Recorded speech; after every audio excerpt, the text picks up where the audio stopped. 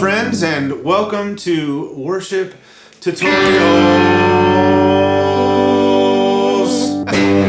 Hey, my name is Brian. Bradford. We are going to talk to you today and demonstrate for you the new line of effects pedals for guitar players from Universal Anybody Audio. with taste and a brain would want these. You could use these for all sorts of things, You but could use them we are guitar players. for your Zoom conference calls. That's right. So we have in front of us on the camera that you can see the Golden Reverberator, which is their reverb pedal, the Starlight Echo Station, which is the delay pedal, and the Astra Modulation Machine. And Bradford is convinced that they use the Sega logo. I mean, it looks just like the Sega font.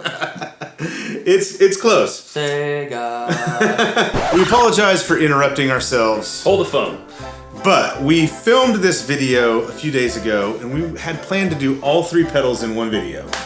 And as we were editing the video, it turns out it would have been well over an hour long, which is crazy for YouTube. But not even surprised even a little bit. That's right. As you will see. So we decided to break this thing up into 3 separate videos, one for each pedal. So this video is on the Astra Modulation Machine. Is that what they call it, Bradford? Something like that. So if you find yourself on one video and you want to watch one of the other videos, the links to the other videos are below. And you should. All right, back to the video. We're going to show you some of our favorite sounds. Yeah. We're going to talk about how you use these things, what makes them great, and we're going to show you how we would use them in the context of the music that we play. This is Worship Tutorials. If you're new to the channel, we are a channel that is sort of designed for church players, praise and worship. Before we get into this video further, we do want to say a huge thank you to our friends at Universal Audio and at Vintage King. Yes. They are the ones that made it possible for us to have this board that you're seeing in the shot, which is super cool. We've discovered that we do love the Green Rhino and the JHS Cheese Ball. This video is not about those pedals, but they're really good. Use them. You're going to hear them in here. So really what you're hearing are these 5 pedals running into... You ready for this? 2 amps. We're using amps. Real amps. Real amps. We're almost there. On the left side is a Tyler, well, it'll be your left side, Tyler HM30. It's basically their take on a matchless DC or HC30. And then on the other side is a matchless Chieftain. So we do have a matchless Chieftain going in there today. That's what you'll be hearing all throughout the demo. The HM30, the Tyler, is running through the Universal Audio aux, using It seemed appropriate. an AC30 silver, like an AC Silver Bell, their model of that speaker. And then the Chieftain is running through the 2 Notes Torpedo Captor. Is it Torpedo Captor X? It's 2 Notes Captor X, which is a load box IR player and speaker modeler thing. We're using IRs of the matchless cab that we made that came with the Chieftain. We're going on to the Astra, which I would describe in the genre that we play in is the up and comer, the modulation. It never really left, but completely Right. modulation. But it's never been I mean, you gotta have delay and reverb. Yeah. So. So Bradford and I actually both have our favorites when it comes to modulation. Your favorite is Trem. yes. Which some people say that some people consider that a time-based effect, and I can see that. But Right. I mean, It's also one of the oldest effects ever. I Yeah, mean, it was being built into amps in the 50s. that's right? true. Yeah. So Bradford's gonna play. We'll go just straight into the amps first, and then we'll we'll turn the drink of coffee. we'll turn. I know you gave me some side eye. It looked like, and then we'll turn the tremolo on. I'll switch to the chorus, which is superior, my personal opinion, but not Bradford's. And then we'll turn some delay and reverb on so you can sort of hear it all together. Here we go.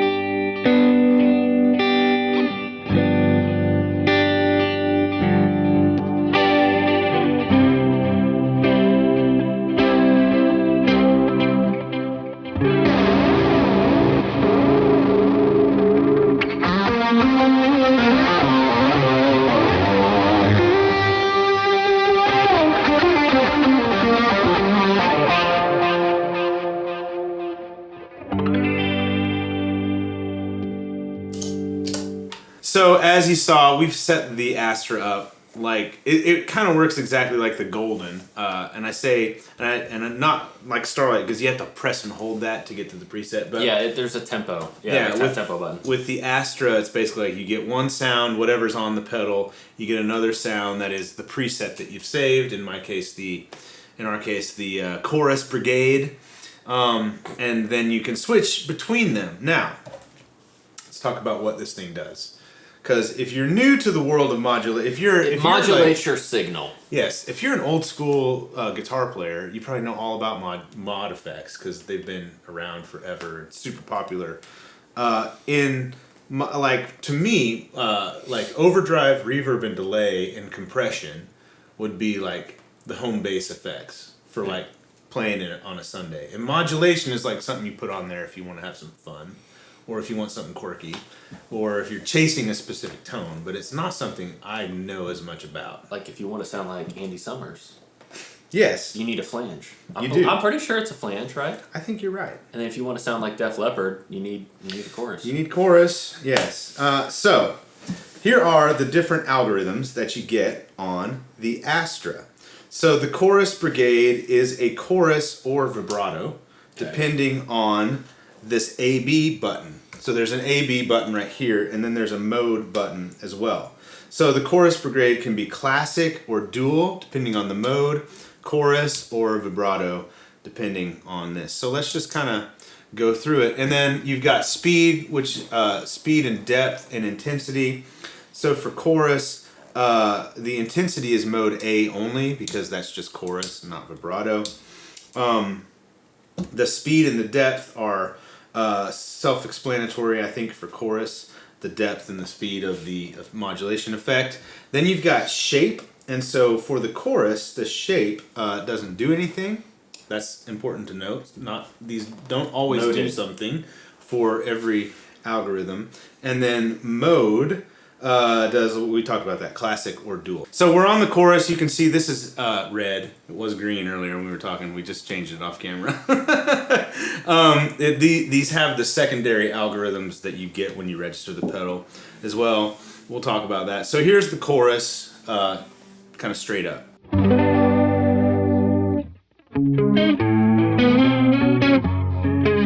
think that flub will help with the copyright.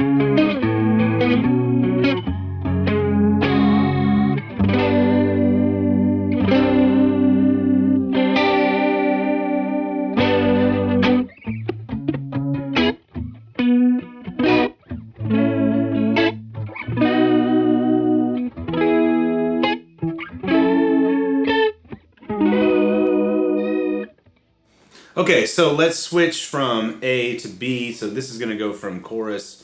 Actually, let's first do this. Let's go from classic to dual. So this is classic. And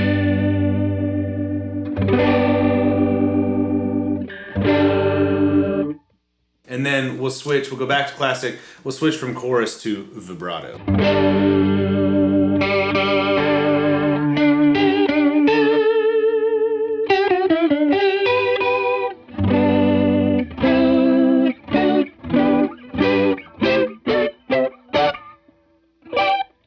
There you go.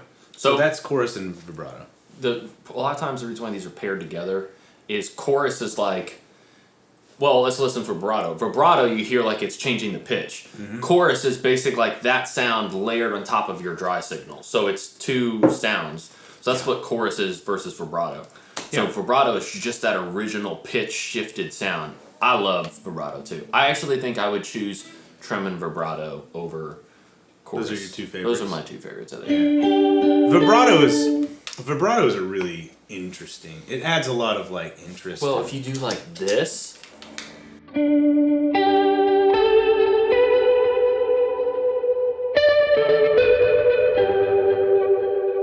That's nice. I love that. Yeah. The next is the flanger. So again, you've got A, B in different modes. So A, B for flanger is flanger or doubler. So it does say flanger doubler. And then the mode does normal or inverted. Shade and shape. So shade for the flanger is the wet dry mix. So at noon is max flange. That's what it says. And then shape is the manual sweep. Intensity for the flange is the feedback. All right.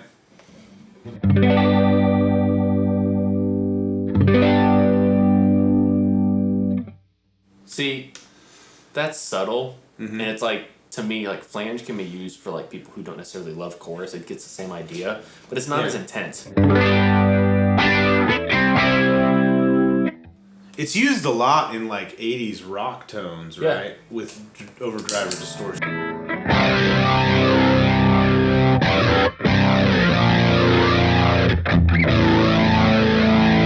I don't know why, but I'm immediately thinking like Smashing Pumpkins. Yeah, probably. Yeah, so, Billy Corgan. Yeah, there you go. All right, so let's just kind of go through. I'll just kind of play while Bradford plays.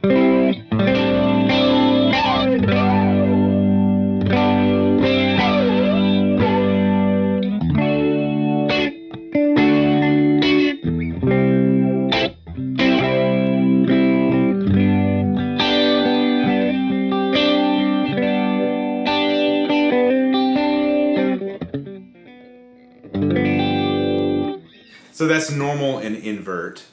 And then I'm gonna. Nice. Yeah, that's cool. So if you go to mode B, you've got doubler. All right, go ahead and play, and I'll switch it.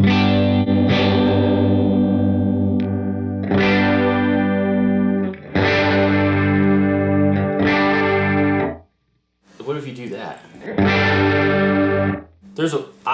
In this moment, I'm hearing why I haven't done this yet on this one. Yeah, we haven't messed with this.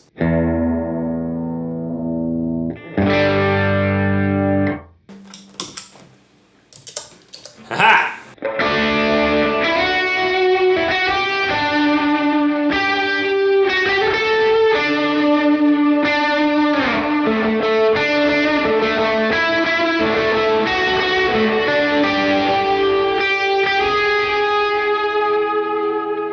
So, are you going more for like that eventide thing, the micro pitch thing? It's different. This is like at some point I watched a description of like, I think Schreiman's Deco. Yeah. And they were talking, I think that's what it was. It was some video and it was talking about it, and I didn't know this. It wasn't until then, like, I didn't understand Flanger and doubler are kind of like synonymous, kind of, sort of. But it's just the way that it's done. And it's something to do with like the way that like the tapes, one was like held back a little bit to kind of like give it a doubling sound, but I don't know. And yes, I was 100% attempting to play that song from Moana on the fly. And you are encroaching like on what chorus does too. It is. It's close. Doubler, right? Yeah.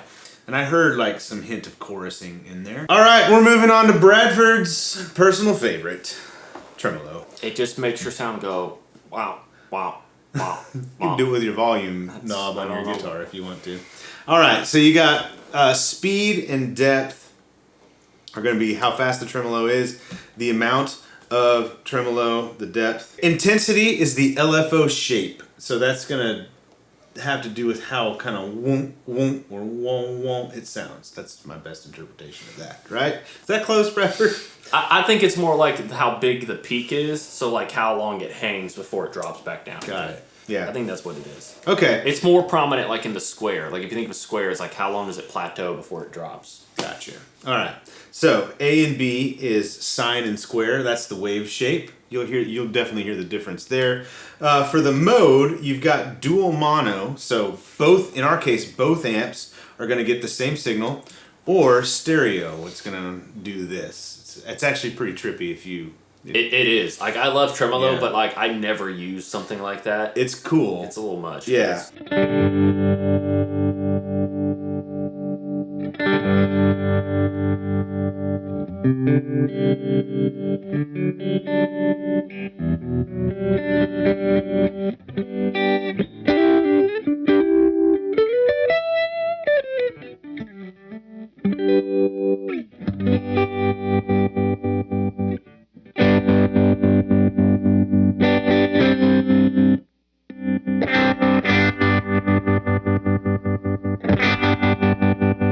Yeah. Yeah, that's gonna be more dramatic chop. Yeah.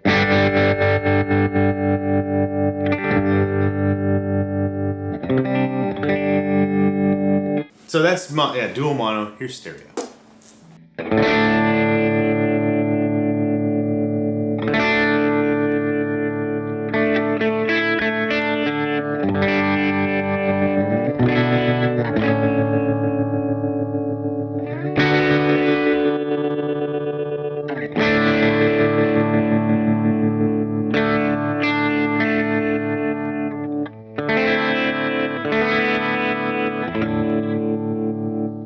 Okay, so that's tremolo.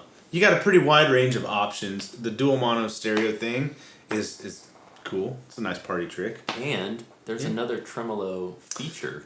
Yes. Or another tremolo algorithm. Oh, there's another algorithm. Yeah, so you might be saying to yourself, especially if you're a modulation fan, for a sort of modulation, you know, a pedal with multiple different algorithms in it. Like, okay, well, where is the univibe? Where's the phaser? Where's harmonic tremolo? So, like these two, there are another layer of algorithms, and if you register it, same thing, you get a free one if you register it, and UA has said that they will potentially add more in the future via firmware updates, but when the light turns green, you're basically on layer number 2. So this one is the Phaser X90. So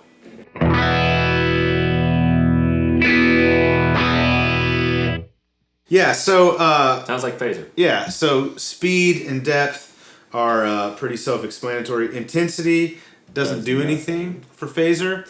The A/B switch for the phase goes script or block. So mode does dual mono or 180 degree stereo. And it's stereo. Let's go mono for yeah, dual mono or 180 stereo. Shape does does nothing. Shade with a D is the input drive.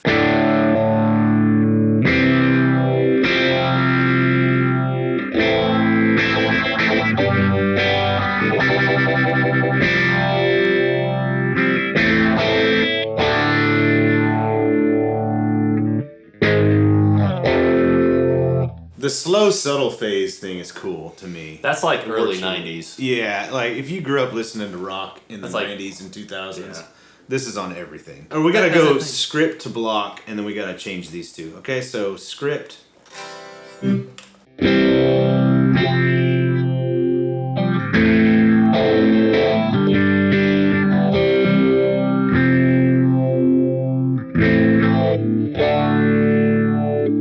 I might be wrong here, but the script phase and the block, they're two different pedals, right? That sound different. The script is like the original. Both by MXR, right?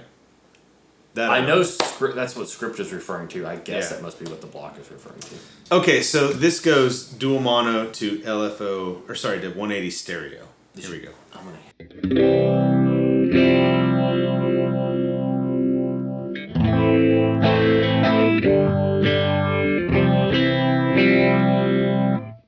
That's that's cool. That. Yeah, that would make me want to use more phase. If you go down 1, you get to the Dharma Trem. What is the Dharma initiative? That's right.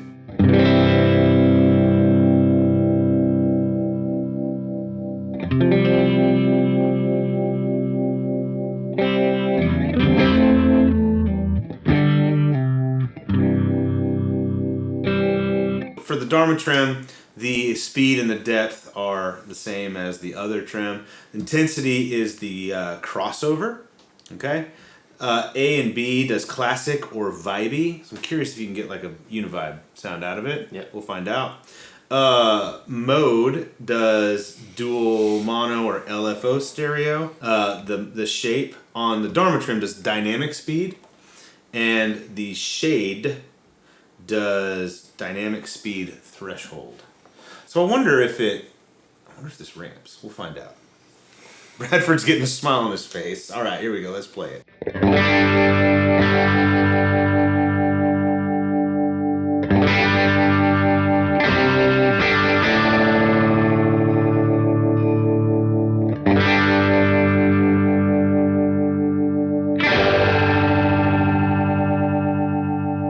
It does! It ramps! Look at his face. Your favorite pedal almost ever is a trem. It's the Chase Bliss Gravitas. The Gravitas, and it has like this LFO ramping thing. Yeah, you can set you can control like any parameter and have it move back and forth basically. Yeah. And so I had it move the speed, and I love the sound of trem slowing up and down. It just sounds so cool. So this was quite a little gem to find that this the 5th algorithm in the Astra has a ramping trem in it. What we found was this. this is speed, so that is like how fast or slow the trem is. This was the dynamic, what did they call this Dynamic thing? speed. The dynamic speed. So as you turn the shape up in this algorithm, the dynamic is faster. So you can think, and then this is the threshold, the dynamic speed threshold. So basically like... It feeds off of like how hard your signal or how much signal is in. So this set the fast, this set the slow, right? So it went, the further to the right you do the shape, the faster it starts, and then it slows down to wherever you have this set. And then this control determines at what point in the signal as far as strength does it make that, does it do that. Yeah. Right? Play a chord and I'll hit the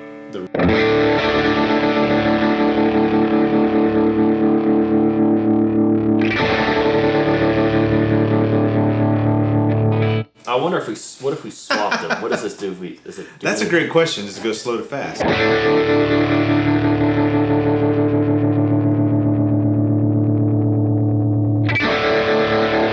I like it going from fast to slow. So fast to slow with this threshold means you can. That's what I like. I like the sound of fast trem going to slow.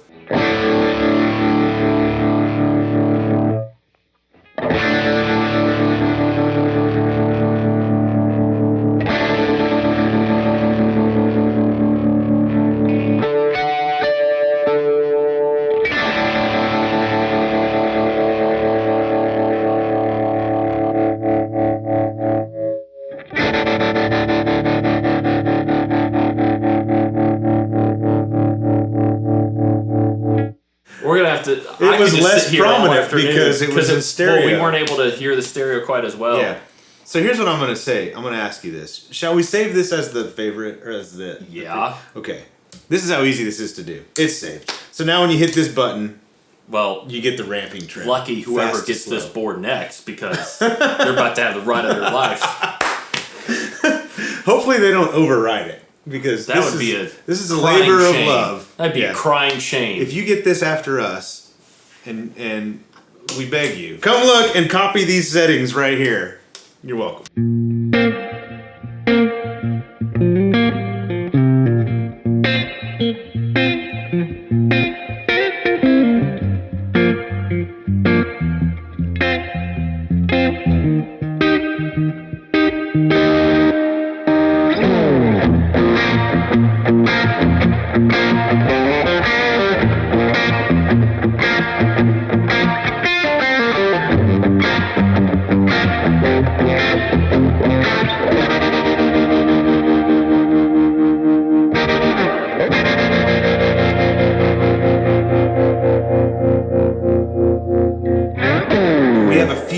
Things that we want to talk about with these because we have seen your commentary on these pedals.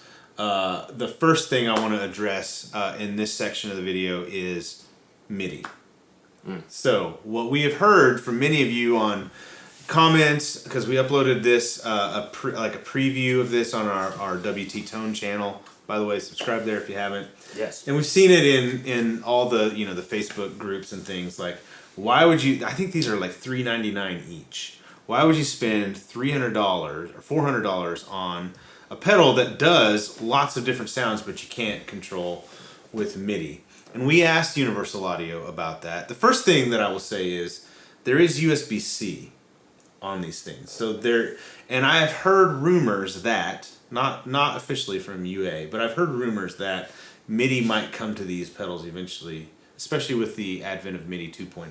Yeah, MIDI 2.0 is going to start implementing like different plugs. Yeah. The big 5-pin plugs are been around for, like, it was the first MIDI, it's been around for years, like 80s, 70s, something like that. 80s, yeah. It's been a while.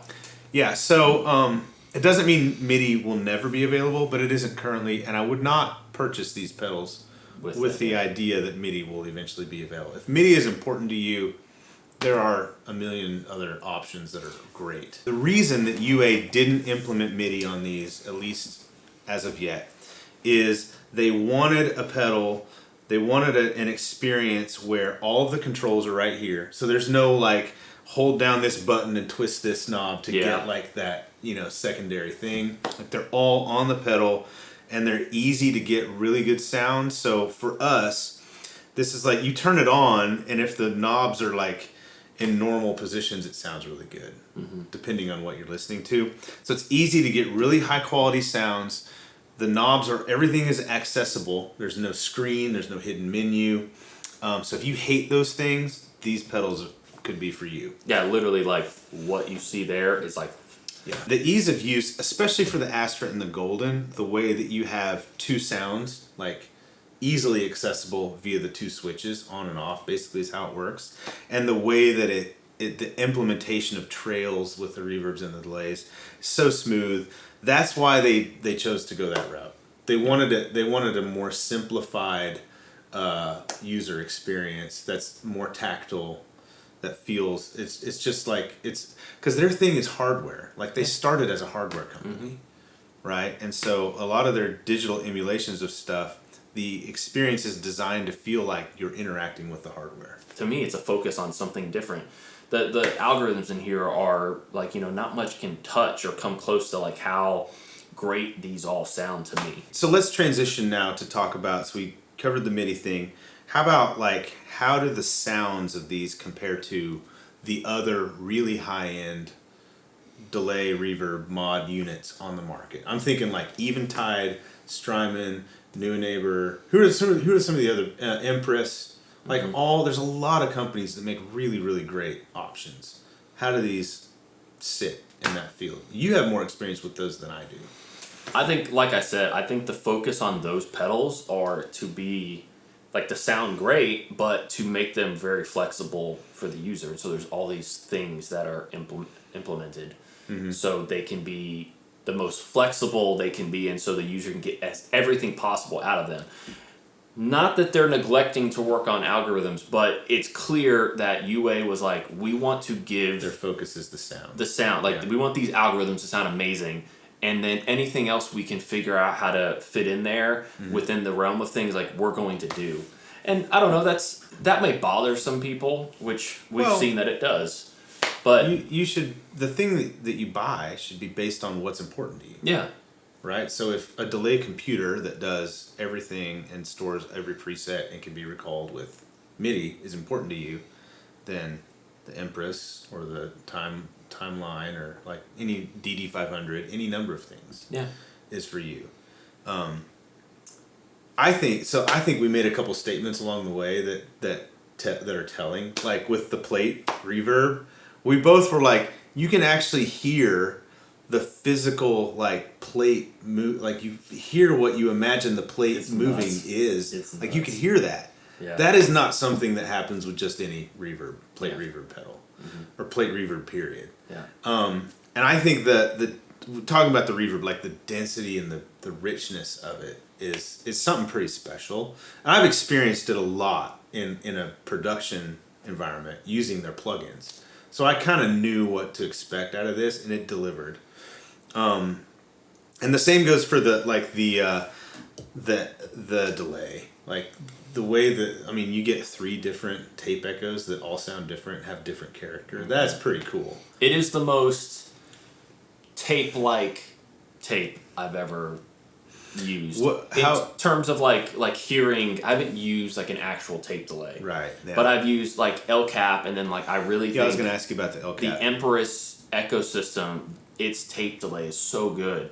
But there's something about this that like for the first time I was like, I actually feel like I'm playing a tape delay. I think, and I don't have as much experience with the really high-end pedals as you do, but I think that like these are top shelf all the way through. I mean, not to say other pedals aren't as good, because I love Eventide, for example. The Big Sky is my go-to on my board. Yeah. So, but I think these things easily hang with anything I've ever heard or played before. All right, so a few other kind of notes: the app and the iOS app and the desktop editor. So the desktop editor for us was a really seamless experience. You just go USB out to USB-C out to your computer. And the only thing it really did at this point was register it to your account, which gave you the free algorithms. That was really quick and easy. It was like, register done, they're in the pedal. And then there they were. And then updating firmware. And so there have been a few firmware updates along the way. And so these are updated. They just recently released the iOS app, which I have here. I'm not exactly sure how well you'll be able to see this on the video, but this one gave us a few headaches connecting to. We were eventually able to connect all 3 pedals and modify them. Really what the app does, because typically like if you're an H9 user and you use the app, like you have access to everything. Yeah. That's not what these do. That's another point. Yeah. That was the point of creating the H9. That's the reason the H9 exists. Yeah, that was like, we want to create everything in one. So, to belabor the point, yes, but come back. Yeah. So, like, this is the delay. We showed you this earlier. Like, all you can really do is turn trails on, turn the preamp coloration on, and then change the function of that button. Yeah. So, the app is just used to do, like, sort of, you set it once and you're done. Yeah. And that's it. Which is nice because some people don't want to have to go into an app to change their pedal. They want to do it right here. And like, I'd say most. I think part of the reason why it makes sense on an app is because I could see that that's probably something that somebody wants to change or like in rehearsal or something. And they're like, I don't need this, or I want to fix this real quick, or I'm realizing in a moment. And so that seems different than, thankfully, you don't have to hook your computer up just to change bypass. So we want to say again a huge thank you. Thanks for giving up your whole night to watch this with us. To Universal Audio and to Vintage King. If you want to learn more about them, we'll have links below to both places. UA's website, specifically where you can learn about these pedals and where you can purchase them from Vintage King. Thank you for watching. If you haven't subscribed yet, please do. That is the extent of our outro. We'll see you in the next one. Bye-bye. Bye. Tutorials!